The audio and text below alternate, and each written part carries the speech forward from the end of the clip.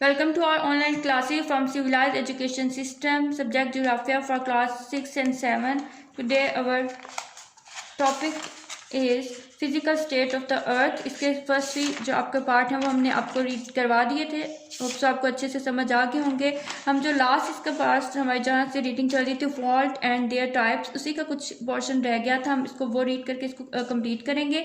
Major plates faults in Pakistan, ठीक है। पहले हमने पढ़ा था कि फॉल्ट्स होती क्या है, क्रैक्स होते क्या हैं, उनकी डिफरेंट टाइप्स पढ़ी थी। अब जो मेजर प्लेट्स फॉल्ट्स, जो मेजर क्रैक्स हैं प्लेट्स के पाकिस्तान में, वो किस जगह पर वाक़ हैं उनके बारे में। In Pakistan two major plates unit, ठीक है, पाकिस्तान में दो बड़े जो मेजर प्लेट्स यूनिट्स हैं। These plates are moving towards each other, ये जो प्लेट्स हैं मूव करती हैं एक दूसरे के अंदर। Fault in line is present in Pakistan which passes through the centre of Pakistan, ठीक है। जो पाकिस्तान के अंदर फॉल्ट लाइन मौजूद है, जो क्रैक पाया जाता है, वो which passes through the centre of Pakistan के मरकज से गुजरता हुआ जाता है।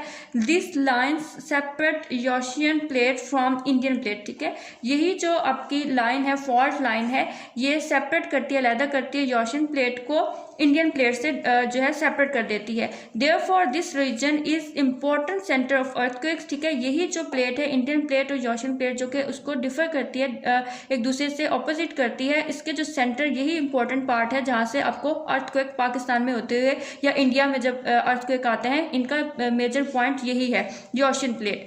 The earthquake of 8 October 2005 occurred due to the movements in these plates, ठीक है। जो आपका 8 अक्टूबर का 2005 का जो जलजला था, वो इन्हीं की मूवमेंट, प्लेट की मूवमेंट की वजह से हुआ था। Due to this earthquake there was a great loss of human lifes and materials, ठीक है। जो ह्यूमन लाइफ्स, जो लोगों की जो लाइफ जिंदगियां थी, वो इसी जल्जले की वजह से बहुत ज़्यादा उस वक्त नुकसान हुआ था, लॉस हुआ था। हमारा इंफ्रास्ट्रक्चर बहुत ज़्यादा जो है वो उसका लॉस हुआ था, और इसके साथ साथ इंसानी ज़िंदगी हमने बहुत खो दी थी 2005 के जो 8 अक्टूबर का जो जल्जला था, बिकॉज ऑफ अर्थक्वेक। और वो किस वजह से हुआ था, वो यही एशियन प्लेट और इंडियन प्लेट की जो हमारा जो मेजर पॉइंट है, उनकी मूवमेंट की वजह से।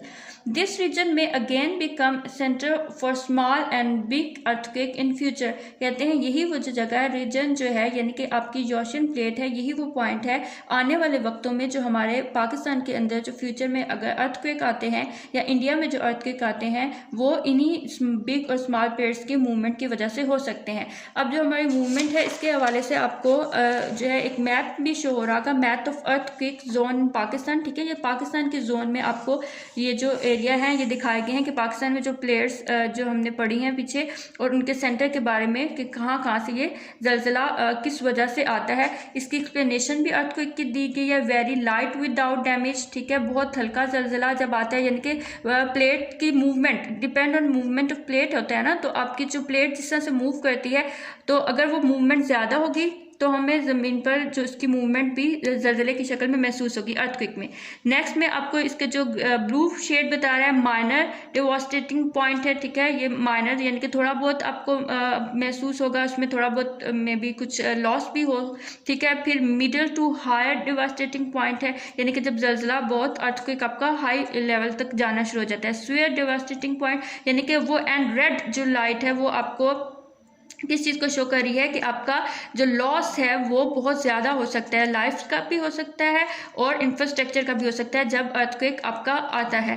डिग्री ऑफ इंटेंसिटी और Richter scales year of earthquake, ठीक है। आप इस रेक्टर स्केल पर इसकी डिग्री को माप सकते हैं कि आपका जो रेक्टर स्केल पर है वो जलजले की कितनी है, नंबर्स ऑफ रेट कितना है इसका, ठीक है। फिर डेप्थ ऑफ अर्थक्वेक है, पॉइंट ऑफ अर्थक्वेक है, सिटी एंड टाउन, यानी कि इस मैप के थ्रू आप ये जान सकते हैं कि किसी जगह पर अगर जलजला आया है, खासकर पाकिस्तान में अगर आया है, तो वो किस उसकी उसका जोन एरिया कौन सा है, यानी कि वो किस इलाके में उसका मेन पॉइंट कौन सा है, और वो किस वजह से आया है। थ्रू टू दिस स्केल आप इससे अंडरस्टैंड कर सकते हैं। होप सो आपको ये लेक्चर समझ आ गया होगा। नेक्स्ट लेक्चर तक के लिए अल्लाह हाफिज़।